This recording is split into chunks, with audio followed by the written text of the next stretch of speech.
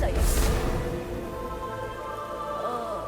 Jó napot. Szerintem nem halt téged. A sisak bizonyára csak tulajdonosának egy kis részét őrzi. Fogadok, a többi része már a Valhallába tart, hogy helyrehozzák az itt okozott zűrzavart. Mi? Ő kicsoda? Gunr, a háború úrnője. Minden összecsapás után ő volt az első a helyszínen, és kiválasztotta a Valhallába érdemes lelkeket. Hátborzongató munka, de ő nagyon büszke volt rá. Minden összecsapáskor lehetetlen. Pedig így van. A nővérei persze segítettek, de mindig ő érkezett először a helyszínre. Az elesettek megítélésében páratlan volt és jelentős mértékű segítsége Odinnak. Ő volt az egyik kedvence.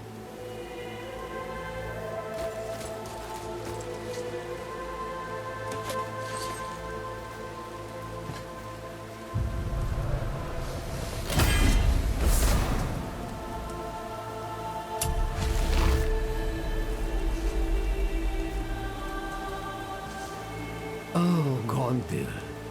A gyönyörű Gondül. És? Ha? Ennyi. A gyönyörű Gondül. Semmi történet? Bocsánat, pajtás. Gondül látványától mindig elakad a lélegzetem. Ékes szóló, éles eszű és olyan elképesztő alakja volt, hogy szó szerint megőrültek érte a férfiak. Odin végül kitiltotta Midgardból, mert az őrület nem szívesen látott jellemvonás a Valhallában.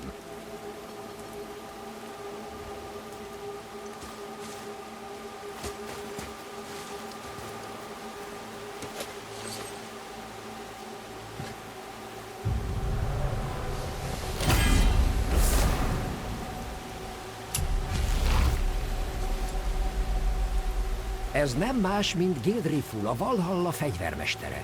Ő felel az Enherjárok felfegyverzéséért és kiképzéséért. Kicsoda? Odin hadserege, ha eljön a Ragnarök. Ez az egyetlen oka, hogy a Valhalla létezik. Az Enherjárok a nagy csarnokban várakoznak, lakmározással, italozással és paráználkodással töltve idejüket. A Ragnarök idején Odin szolgálatra hívja őket, hogy mellette harcoljanak. Gildriful mindig törekvő volt.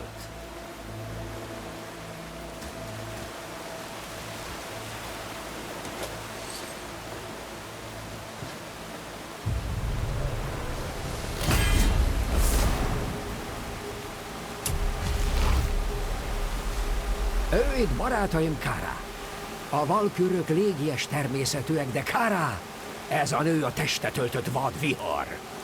Vadvihar. Igen, nyugodt és összeszedett. Aztán megmozdult a levegő, és elszabadult Kara viharának dühe. Mindez gyönyörű volt, már ha találtál előle menedéket. A könnyei megtisztították a véres csatatereket.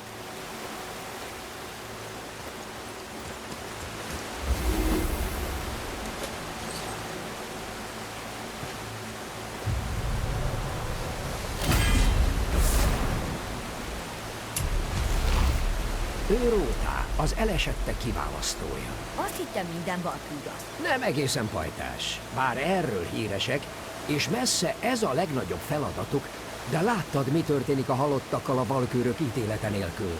Éljárók. Úgy van, Róta, Gunr, Skuld, ha nem takarítanának fel a csaták után, a hél megtelne a Valhallába szánt lelkekkel. Sajnálatos tényállás. Róta bizonyára magán kívül van.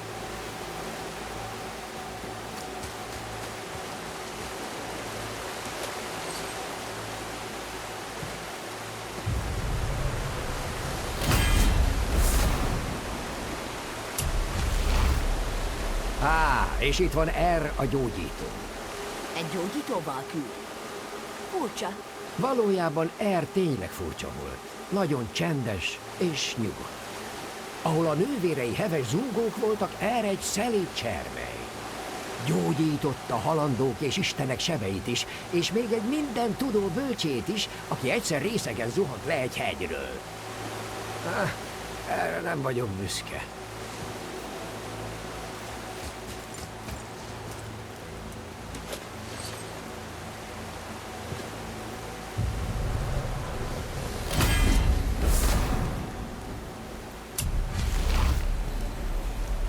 Lám, Hildur a csaták úrnője. Odinnal nagyon jól kijött, de a többi valkürrel nem igazán. Főleg Midgardban volt, figyelve az élők közti viszálykodást. És időről időre maga is teremtett néhányat.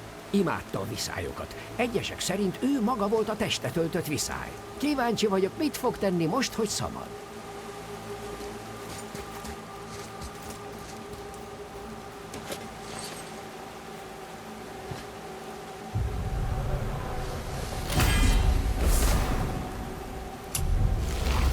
Olrün valaha egy nagy törzsfőnök lánya volt. Őt védve esett el egy martalóc támadásban. Orrünt a Valhallába kísérték, ahol a tudás felhalmozására szentelte halála utáni életét. Ez a viselkedés viszont eltért az ott elfogadott egésznapos ivástól és lakmározástól. Hogy lett belőle valkűr? Odin miatt. Rokon lelket látott Orrünben annak céltudatos tudásszomja miatt. Kijelölte a valkőrök helyi történészének.